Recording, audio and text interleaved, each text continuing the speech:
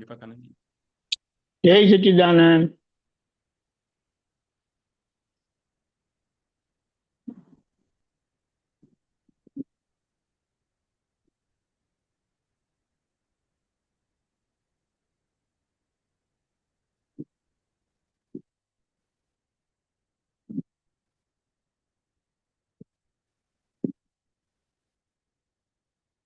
કાળ સત્ય છે તે એક જ છે, સર્વ તત્વ જાણનાર જ્ઞાની એક જ છે. તપની મમતા તેજ કર્મ ફાંસી, મોસમ બદલતી બારમાસી હાંસી.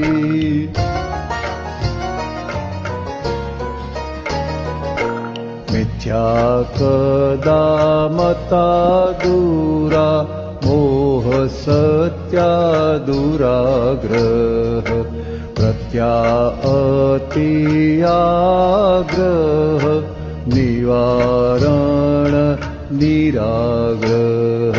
જ્ઞાન ઉપર તર્ક કરવું અતિશય જોખમ, સોનાની કટાર છે પેટ માટે જોખમ.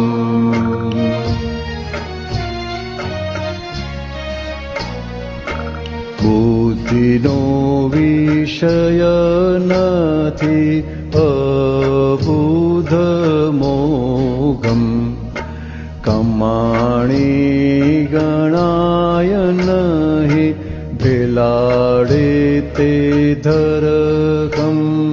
ધર્મ જ્યારે ધર્મ રૂપે પરિણમશે વર્તશે, જગત ભરની અગ્નિયા ભારતી અઠારશે.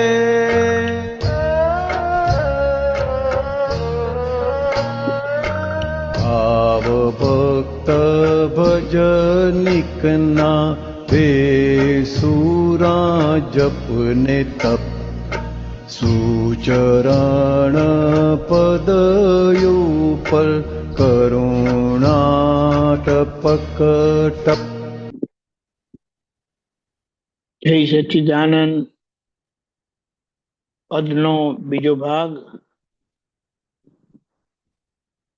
કાયમના માટે જે ઉપકારી છે, સત સ્વરૂપ છે, પ્રગટ થયેલા છે, આપણી સામે છે, ત્યારે એ એક જ હોય. એટલે આ એક કાળનું આશ્ચર્ય છે કે દાદા ભગવાન જેવા અક્રમ વિજ્ઞાની એવા પ્રગટ થયા કે એક અને અનન્ય, કે જેના આધારે એટલે કે જેમના આધારે આટલા બધા દીવડા પ્રગટ થયા. અને એ પ્રગટ એવા થયા કે ઘરના કપડામાં, એટલે કે ગ્રહસ્થીના કપડામાં કેવળ જ્ઞાની પ્રગટ થયા કે જેમના આધારે આપણને જગતના તમામ રહસ્યો જાણવા મળ્યા, સમજવા મળ્યા અને ઉદાહરણ સ્વરૂપ, ચારિત્ર સ્વરૂપ જોવા મળ્યા.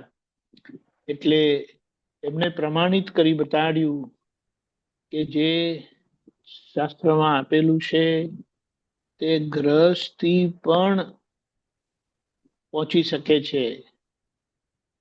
આ બહુ મોટું પ્રમાણ આપ્યું કે મોક્ષ માર્ગ આટલો દુર્ગમ, દુર્લભ એવો જે કહેવામાં આવ્યો છે એ દાદા ભગવાને સીધો સરળ બધા માટે કરી આપ્યો. પણ આજે આપણે જોઈએ કે લોકોની પુણ્ય પણ કેટલી ભારે છે. કે ખુલ્લેઆમ એ છે.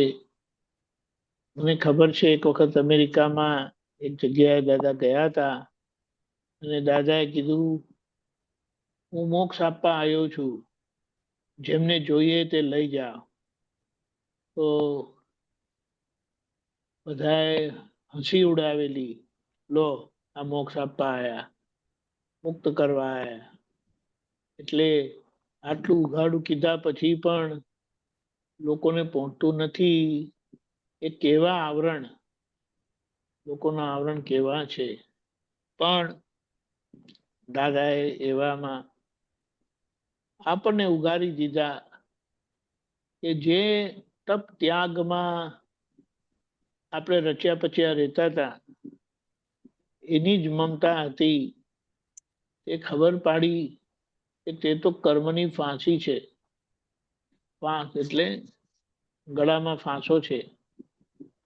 અને દાદાનો સ્પર્શ થતા મોસમ બદલાઈ ગયું, વાતાવરણ બદલાઈ ગયું.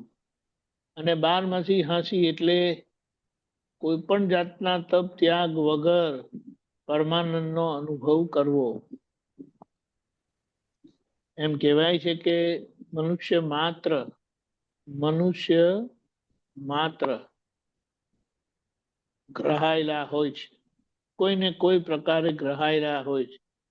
એટલે જે નવગ્રહ ઉપર છે આકાશમાં, તેવા જ કંઈક નવગ્રહો આપણી અંદર પણ પડેલા છે.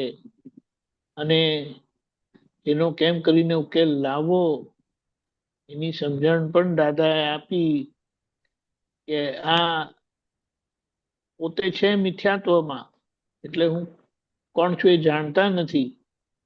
અને એનો આગ્રહ રહે છે, અહંકારનો આગ્રહ, એ મિથ્યાગ્રહ. કદાગ્રહ એટલે ખોટી વસ્તીનો આગ્રહ, મતનો આગ્રહ. દુરાગ્રહ એટલે ખોટો આગ્રહ પકડીને બેસી ગયા હોય તે.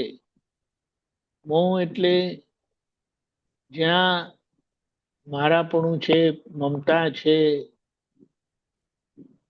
ત્યાં એ આગ્રહ રહેવો તે સાચી સત્યનો આગ્રહ. સત્યાગ્રહ પણ કીધું. એટલે આ બધા આગ્રહ જેમને જીતી ગયા, એનું નિવારણ દાદાએ આપ્યું. અને આપણને નિરાગ્રહ સિદ્ધાંતિક રીતે બનાવ્યા. વ્યવહારથી થવાનું બાકી છે. આજે આપણે આટલું જ લઈએ, આગળ ફરી લઈશું. પણ મુદ્દો આવા આપણને જ્ઞાની મળ્યા જ, આવું જ્ઞાન આપણને મળ્યું છે, તો આપણે કોઈ પણ જાતની શંકા કર્યા વગર આપણે હવે મુક્તિના માર્ગે ચાલો ભાઈ. હવે એટલે એમ કીધું, જીવન શેના માટે છે, મનુષ્યનું જીવન શેના માટે છે? કીધું છે કે પાછું ક્યારે મરવું ના પડે ને, અને છૂટી જવા માટે છે. એટલે ભગવાન થઈને મુક્તિ માટે ખાસ કરીને ભારતના મનુષ્યનું જન્મ છે. હવે વિચાર કરો, આપણે ક્યાં છે તે. છે એને હલાવવાનું નથી, પણ આપણે આપણી નજર ક્યાં રાખીએ, ફોકસ ક્યાં રાખીએ. અને એ લક્ષ્ય આપણને દાદાએ સારી રીતે આપ્યું છે. અને એને કેવી રીતે પહોંચી વળવું એ પણ આપ્યું છે. કોઈ પણ જાતનો ગૂંચવાડો હોય તો પૂછીને સમાધાન કરી લેજો. કારણ કે આવું સમાધાન અને છેલ્લું સમાધાન દાદાએ આપ્યું છે.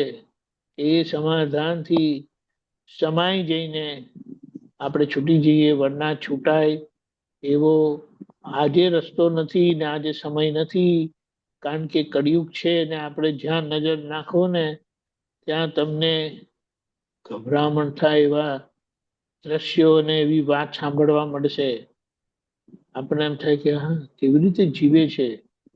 એટલે આજે હવે અહીંયા કઈ બહુ હરવા ફરવા જેવું નથી.